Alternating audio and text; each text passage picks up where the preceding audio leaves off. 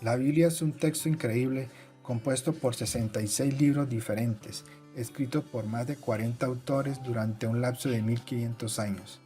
No solo es una recopilación de muchas historias diferentes o un manual de autoayuda, ni tampoco un libro devocional. Es una historia coherente desde el Génesis hasta el Apocalipsis, la historia de la gloria de Dios. Veamos su historia. En el principio, Dios creó todo para Él y para su gloria.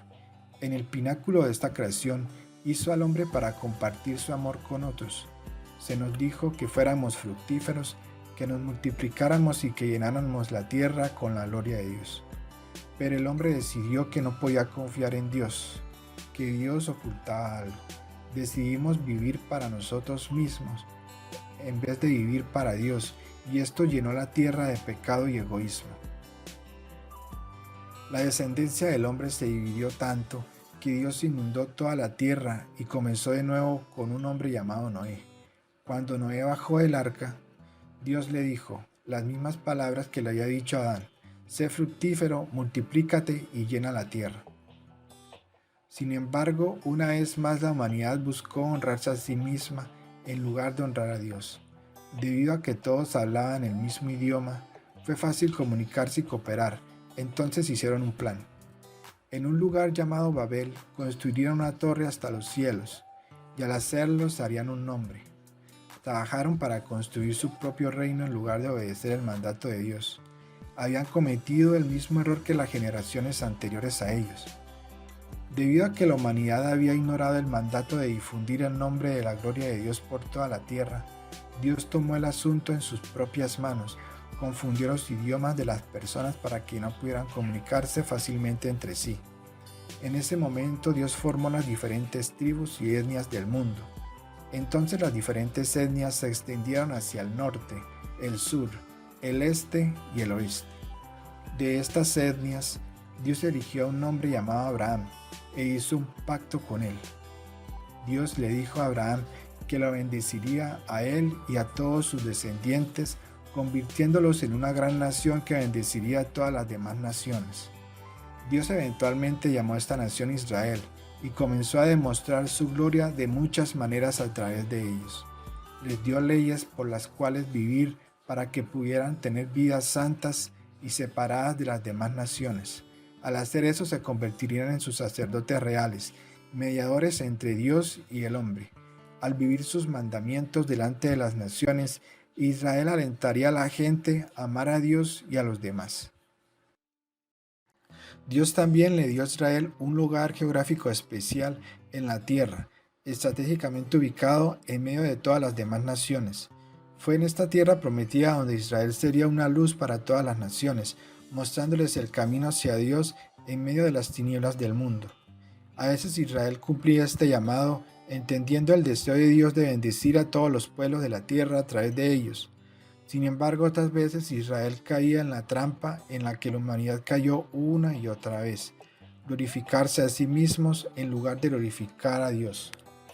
Cuando Israel se desvió, Dios intervino. A veces levantaba profetas para recordarles su mandato de bendecir a las naciones con la bendición que le había dado. Otras veces disciplinaba a su pueblo al permitir que otras naciones los llevaran cautivos.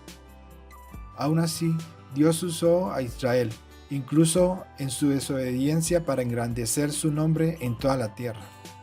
Pero todo esto fue solo el comienzo de lo que Dios tenía planeado.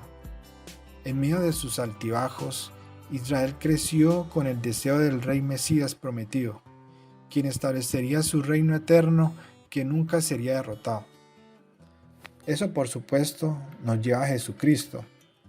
Dios envió a su Hijo Jesús a la tierra por 33 años para demostrar el amor del Padre tanto por los judíos como por los gentiles. Sí, Él era del linaje del rey David, pero su genealogía tenía tanto judíos como gentiles. Sus primeros adoradores fueron los magos sabios, gentiles del este. Los ángeles proclamaron que su salvación sería para todos los pueblos. Incluso su dedicación de bebé lo identificó como una luz para revelación a los gentiles. Una y otra vez, Cristo le recordó a los discípulos, quienes se consideraban a sí mismos los favoritos de Dios, que el plan de Dios desde el principio era bendecir a todos los pueblos. Su vida modeló este mensaje a la perfección. Se enojó cuando el templo no se estaba usando como una casa de oración para todas las naciones. Contó parábolas sobre el reino de Dios como su reino para todas las naciones y predicó las buenas nuevas a judíos, gentiles, ricos, pobres, educados y no educados por igual. Jesús sirvió a los cananeos, samaritanos, romanos y griegos. Él fue y es el verdadero Mesías para todas las naciones.